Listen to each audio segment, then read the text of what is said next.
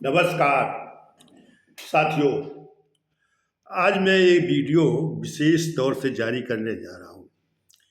और आप अगर इस देश में जो प्रवृत्ति है और आज पूरे विश्व के स्तर पर जो है श्रेष्ठता का एक आधार बन गया है कि अपनी श्रेष्ठता के लिए लोगों का दमन करते हैं, वो चाहे जात के आधार पर, चाहे धर्म के आधार पर, चाहे देश के आधार पर, वो इस तरह से लोगों को दमन करने का या उनके ऊपर खड़े होकर अपने श्रेष्ठता को बनाने का काम करते हैं। कंपटीशन का जो युग है उस कमज़ोर कर दिया गया है। अब आप देखिए, जैसे रसा का राष्ट्रपति है वो आजीवन है, चाइना का भी इसी तरह से लोकतंत्र जहाँ जहाँ खत्म हुआ है ये इसी का प्रवृत्ति है।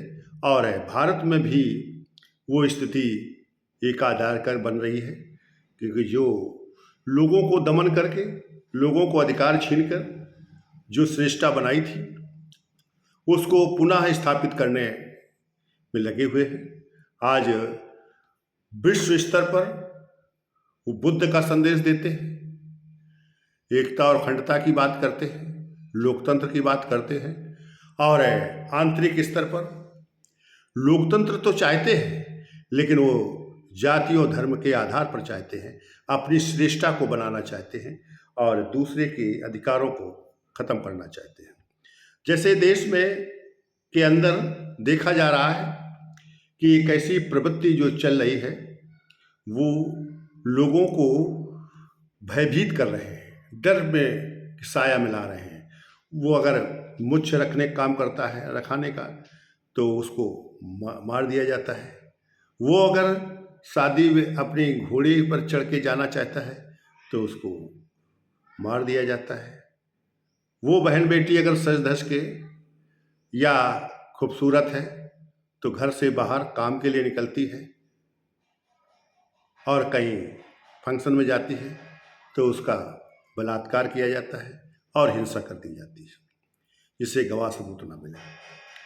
और जो कोर्ट की स्थिति है वो भी जो इस पारदर्शिता होनी चाहिए वो पारदर्शिता नहीं है। वो सबूतों के नाम पर लोगों को अन्याय के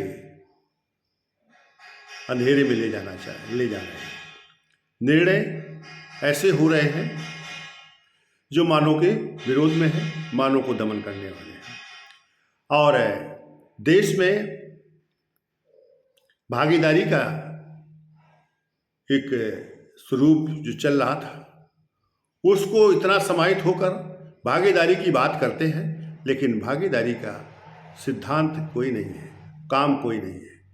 ये इसलिए हो रहा है कि देश में जो लोकतांत्रिक व्यवस्था को कैसे खंडित किया जाए, कैसे उनको डर में रखा जाए कि जो उससे नेतृत्व बनता है, जो उससे राजनीति है, जो उससे देश का प्रतिनिधित्व बनता है, तो वो डर के पैदा करके वो बातचीत से या धन के द्वारा या फिर डर धमकाकर वो जन शक्ति को इकट्ठा करके और देश के पावर को लेकर शक्तिमान बन जाते हैं और सभी के अधिकारों का दमन करते रहते हैं।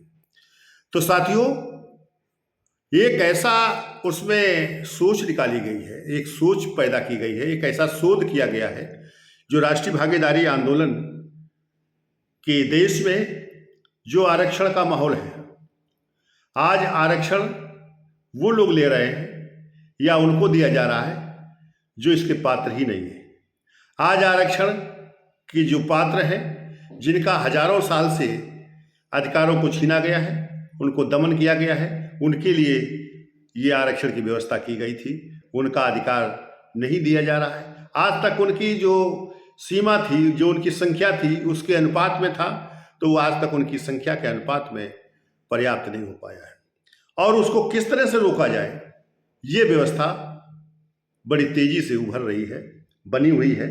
और ये भी कोई भी देश की सरकार बनती है, वो सब सरकारें इसी तरह काम कर रही हैं। आज ये सरकार कुछ ज़्यादा कर रही है, क्योंकि ये पूर्ण रूप से उस व्यवस्था को स्थापित करना चाहते हैं जो व्यवस्था मानव के विरोधी थी, और जिनके पीछे झाड़ू आगे मटकी तक बंधवा दिया गया था, ऐसी व्यवस्था को जिसका जिसका विरोध हुआ था उस समय 1818 में, और एक युद्ध हुआ महार समाज के 500 महार समाज 28,000 पेशवाओं का नस्ते नाबूद किया, 2,000 आत्मसमर्पण किया। तो लेकिन इनके इतनी सरलता है कि छोटे आश्वासन में ये अपना सर्वस्व भूल जाते हैं और उस पर विश्वास कर लेते हैं, जिसके कारण से वो विकृत व्यवस्था हावी होती रहती है। झूठ, छल, बल, कपट से वो आगे बढ़ती रहती है और लोगों का दमन करती रहती है। तो साथियों, आप लोग अगर इसको शेयर करें, आप लोग सब्सक्राइब करें, और जो जो व्यक्ति सुन रहा है, इसको आपको कुछ नहीं करना है, आपको इसमें केवल सब्सक्राइब करना है, लाइक करना है। इसके अलावा आपको बड़ी शक्ति मिल जाएगी, जिसे इस देश में जो आपका दमन करने वाली शक्ति है, जो आरएसएस का एक समूह है, जो भ्रष्टाचारियों और बलात्कारियों का एक केंद्र है, वो अव्यवस्थित होगा, खत्म होगा, और इस देश में समान सामाजिक व्यवस्था का एक केंद्र बनेगा, जो सबको सम्मान देगा, सबको इस देश में नौकरी देगा, सबको शिक्षा में शामिल करेगा, सबको पेंशन में शामिल करेगा, सबको रोजगार, जिसे रोजगार नहीं मिलेगा उसको रोजगार की जगह संसाधन देकर उसको रोजगार कराया जाएगा। इस तरह से एक व्यवस्था बनाई जा रही है, बनी है, इसे आपको बनाना भी है।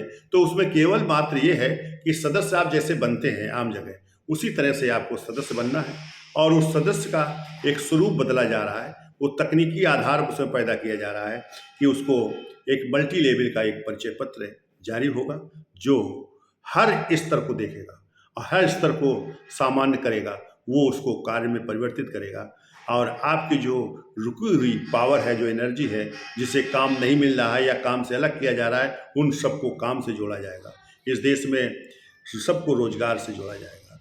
सबको हम कैसे इस सिस्टम को आप देकर इस देश में अव्यवस्था है उसको खत्म कर देना है, और देश में एक नया स्वरूप तैयार होना है। यही भागीदारी आंदोलन है, उसे करना है, और वो उसको करके हम देश में सबको रोजगार देने का काम करेंगे। हम इस कार्य में जो करेगा उसको भी रोजगार मिलेगा, और इस कार्य में जो शामिल होगा उसको संसाधन कोई कमी नहीं, उसे व्यापार से भी जोड़ना है। इसको बीमार अगर है तो उसका इलाज कैसे होगा, ये सारे सिस्टम उसमें है, और ये अपने आप से होगा। ये एक सिस्टम बना है जो सिस्टम ही करेगा, आपको कुछ नहीं करना है। आपको अपनी जिम्मेदारियों के साथ जो काम करते हो उस काम को करना है, केवल तकनीक ढंग से उस काम को करना है। यही इसका उद्देश्य है। तो साथियों, इसको सब्सक्राइब करिए, इसको जो है आप एक दूसरे के साथ शेयर करिए। अगर जिस दिन आप इसको आप अपना एक केंद्र मान लेंगे, उस दिन आपको ऐसा लगेगा कि कोई भी पार्टी आपके अधिकारों को छोड़ नहीं सकती, आपके अधिकारों के लिए लड़ेगा। आज वो पार्टियां केवल अपनी श्रेष्ठता के लिए संघर्ष कर रहे हैं। आज वो पूरा जो व्यवस्था मानव के खिलाफ है, उस व्यवस्था के साथ वो रहकर अपनी श्रेष्ठता को ढूंढ रहे हैं। आज उस व्यवस्था के खिलाफ जो बुद्धिज्म का आधार है, जो विज्ञान का आधार है, उसके तहत अपनी श्रेष्ठता को बनाएंगे, और जो देश में जो उद्योगपति है, जो पूंजीपति है, ये कोऑपरेटिव सिस्टम से लाया जाएगा, जिसमें एक अधिकार न होकर सबका अधिकार होगा और सबको सम्मान मिलेगा। और इस देश में जो डॉलर और नोट की जो अंतर पैदा हुआ है, इस अंतर को खत्म किया जाएगा। और अगर एक आप काम कर लोगे तो इस देश में बहुत जल्द 24 तक एक ऐसी स्थिति आएगी कि इसको बिल्कुल समान रूप दिया जाएगा। नोट और डॉलर का अंतर खत्म हो जाएगा, खत्म होने की स्थिति में आएगा। ये स्थिति एक पैदा होगी, और इसमें सरकार में वही जाएगा, वही विधायक बनेगा, वही सांसद बनेगा जो व्यक्ति लोगों के काम को तवज्जो देंगे, उस काम को कैसे किया जाए, कैसे उसको आधार बनाएंगे, तो फिर वही इस देश का नेतृत्व करेगा, वो देश का शासक होगा। मैं अपनी बात को इसी बात पर रोकूंगा कि साथियों फिर मिलेंगे। जय भीम, जय भारत। धन्यवाद साथियों, जय भीम।